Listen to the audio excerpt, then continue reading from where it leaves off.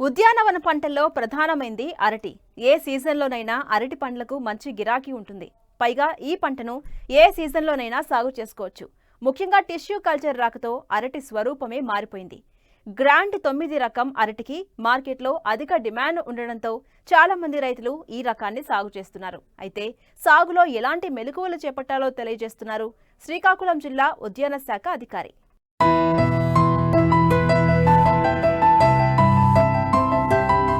అరటి అమృత ఫలం.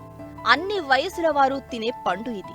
అన్ని కాలాల్లోనూ లభిస్తుంది. అయితే ఇప్పటి వరకు పాటిస్తున్న సంప్రదాయ సాగుతో రైతులు అంత లాభాలను కళ్లచూడలేకపోతున్నారు. అరటి పంటకు ప్రకృతి వైపరీత్యాలను ఎదుర్కొని నిలబడే శక్తి తక్కువ. దీంతో పంట చివరి దాకా ఉండడమే గగనమైపోతున్న నేపథ్యంలో ప్రత్యామ్నాయంగా టిష్యూ కల్చర్ అరటి వెలుగులోకి వచ్చింది. టిష్యూ కల్చర్ అంటే అరటి పిలకల కణజాలం నుండి ప్రయోగశాలలో అభివృద్ధి పరిచిన మొక్కలు.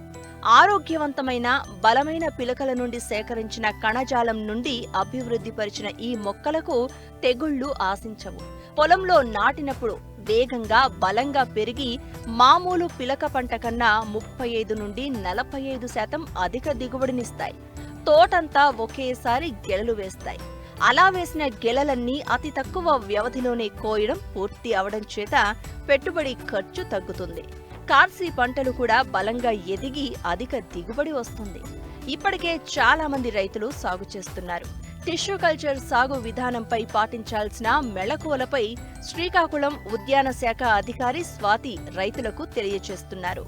ఈ అరటి పంట పండించడంలో తెల్ల చక్కెరకేలి మరియు కర్పూర చక్కెరకేలి, అవి కాకుండా అధిక దిగుబడినిచ్చే డ్వార్ఫ్ క్యావెండిష్ గ్రాండ్ 9 వెరైటీలు కూడా ప్రస్తుతం మన రైతులు విత్తన పిలకలతో శుద్ధి చేసుకుంటూ వివిధ సాగు పద్ధతులను పాటిస్తూ అధిక దిగుబడులు సాధించి ఆదర్శ రైతులుగా నిలుస్తున్నారు. అయితే ఈ విత్తన పిలకల ఎంపికలో వైరస్ తెగుళ్ళు సోకని పిలకలు ఎంచుకోవడంలో రైతులు కొంచెం ప్రాధాన్యత వహించాలి. ఇలాంటి సందర్భంలో మనకి గుర్తుకొచ్చేది టిష్యూ కల్చర్ అరటి. ఈ టిష్యూ కల్చర్ అరటి ఏమిటంటే, మనకి విత్తన పిలకలు, చిన్న విత్తన పిలకల్లో ఏ తెగుళ్ళు సోకని, చీడపీడలు లేని, ఆరోగ్యంగా బలంగా పెరుగుతున్న కణజాలాల నుంచి ప్రయోగశాలలో అభివృద్ధి చేసేవి ఈ టిష్యూ కల్చర్ అరటి మొక్కలు. ఇవి 2 కార్సి పంటల్లో కూడా అధిక దిగుబడిని స్టేబుల్గా ఇస్తూ ఉన్నది. అయితే ఈ టిష్యూ కల్చర్ అరటి మామూలుగా సాగు చేసే అరటి కన్నా పెద్ద వేరుగా ఏమీ కాదండి. ప్రస్తుతం మనకి టిష్యూ కల్చర్ అరటి కేజీ 13 నుంచి 17 రూపాయల వరకు కూడా వెళ్తుంది. ఎగుమతులు కూడా జరుగుతున్నాయి. ఈ టిష్యూ కల్చర్ అరటి అనేది ప్రతి నేలలో కూడా ఎక్కువ మురుగునీరు పారే, ఇంకిపోయే నేలల్లో ఎక్కడైనా పండించుకోవచ్చు. దీనికి తక్కువగా 12 నుంచి 18 డిగ్రీల సెల్సియస్ వరకు తట్టుకొని పెరుగుతుంది. అదేవిధంగా 32 డిగ్రీ సెల్సియస్ వరకు కూడా అనుకూలత చూపిస్తున్నది. ఏ రకానికి నిర్దేశించినంత దూరంలో చేపట్టుకోవాలి అనుకుంటే ముందుగా మనము ఎక్కువగా పండిస్తుంది గ్రాండ్ 9 వెరైటీ డ్వార్ఫ్ క్యావెండిష్. ఆ రకమైతే 1.8 ఇంటూ 1.8 దూరంలో నాటుతున్నారు. అదేవిధంగా కర్పూర్ చక్కెరకేలి, తెల్ల చక్కెరకేలి ఇలాంటివి కూడా 1.5 మీటర్లు 1.5 మీటర్లు మొక్కకి వరుసలకి దూరం.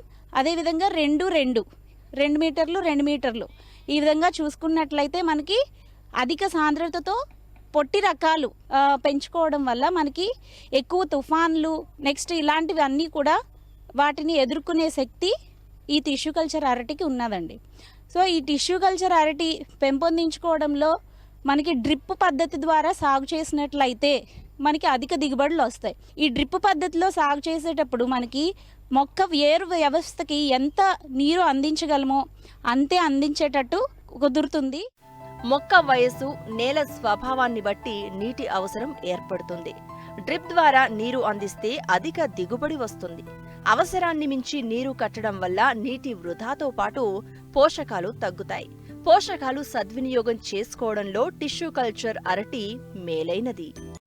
మొక్కకి ఎరువుల యాజమాన్యంకి వచ్చినట్లయితే ముందుగా మొక్కలు నాటేటప్పటికే మనము ప్రతి మొక్కకి గుంతలోని 200 గ్రాములు సూపర్ ఫాస్ఫేట్ అనేది వేసుకోవాలి. డ్రిప్ పద్ధతి ద్వారా ఓన్లీ యూరియా అండ్ పొటాష్ మాత్రమే ఇస్తున్నాము. యూరియా ఒక్కో మొక్కకి 3 గ్రాములు, నెక్స్ట్ మ్యూరేట్ ఆఫ్ పొటాష్ అనేది 4 గ్రాములు 3వ వారం నుంచి 6వ వారం వరకు. తరువాత 7వ వారం నుంచి 14వ వారం వరకు ఇంకొక 0.7 గ్రాములు పెంచుకుంటాం. అదేవిధంగా 15వ వారం నుంచి 21 వరకు ఇంకో 0.7 గ్రాములు పెంచుకుంటాం. ఇలా తొందరగా ఎదుగుదల స్టార్ట్ అయ్యి మనకి పిలకలు కూడా తొందరగా ఎదుగుతాయి. ఆ యొక్క బంచులు కూడా తొందరగా ఎదగడం స్టార్ట్ అవుతాయి. అయితే ఇందులో నీరు పెట్టేటప్పుడు మాత్రం తేలికపాటి నేలల్లోనూ మరియు కాలం బట్టి మనకి నీరు అనేది ఇవ్వడం జరుగుతుంది.